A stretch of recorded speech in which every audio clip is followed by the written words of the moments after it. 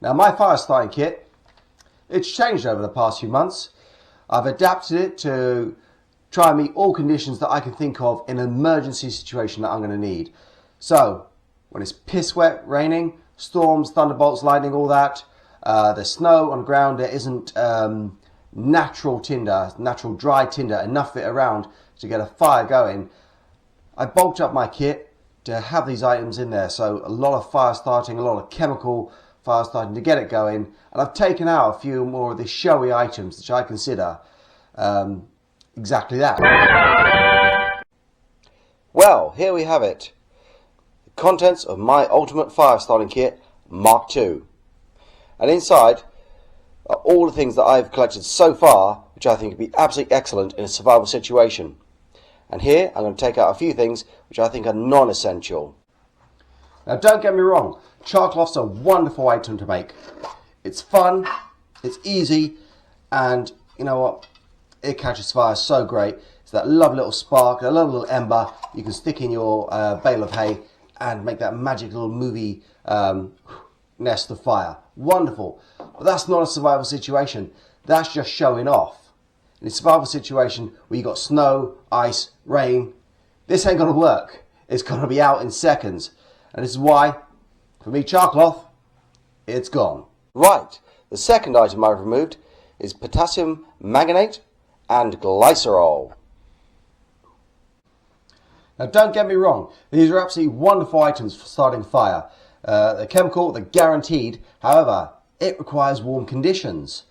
I know I can get the potassium manganate, grind sugar into it and get it going, but that's not what the ultimate fire starting kit is about. Once again, it's a lovely trick and it burns bright, but it burns very short. And could I truly rely on the sugar and potassium manganate not getting wet when it's thundering down with rain?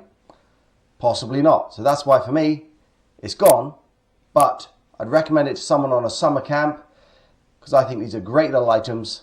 And once again, shameless plug for Amazon, £5. Here's a couple of items I've added recently. Hexamine and trioxime. If you watch one of my previous videos on fire starting, you'll see how effective these actually are. Other items, essentials that I've kept, of course, kapok tinder, magnesium powder, jute twine, wax-soaked wood sticks, windproof matches, 2 lighters, Fire Striker ferro rod and its backup, also Maya dust, once again homemade. Do check out the video on that one, absolutely fun. And finally we'll finish off with the Sol Firelight system and the absolute classic in any Cub Scouts pack. It is cotton wool soaked in Vaseline. So why have I taken these items out? Well, the answer is quite simple. Originally when I put this case together, I wanted to make the ultimate fire starting kit. I wanted to add every single method I could to light a fire. And believe me, they're all effective, but what I've just taken out is less effective when you need it. Char cloth is a wonderful, wonderful, showy trick. However, it is just that, a trick. When you need to be warm, absolutely quickly, within a minute, 2 minutes, you need to get your body temperature up. Char cloth, you know, striking away with your little flint, it's going to take ages. Are you going to have around you straw, hay, something like that to get it ignited and keep blowing on it to get that lovely ball of flame? No, you're not. The chances are, if you're using this kit, it's because your life depends on it, and that's why they're gone. But for anything else, I would say do use them. The items I've kept and the items I've added will save your life, and I suggest you look them up. I suggest you buy them. I suggest you make them. Making is always my favourite thing, and I do hope you catch the previous videos. There's about 8 in this section on the Ultimate Fire Starting Kit. So what exactly would you call wet conditions? Conditions where you couldn't get potassium manganate lit? Let's find out.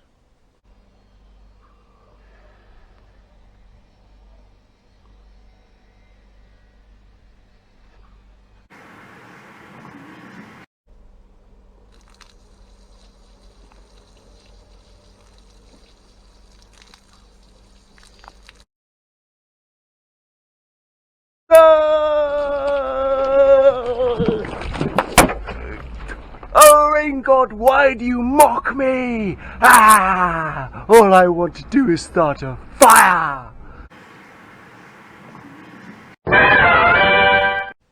I hope you've enjoyed this video. I've enjoyed making it. And don't forget to subscribe. So for now, this has been Deep in a Bunker. Stay safe, stay sane, and enjoy the good weather while it's here.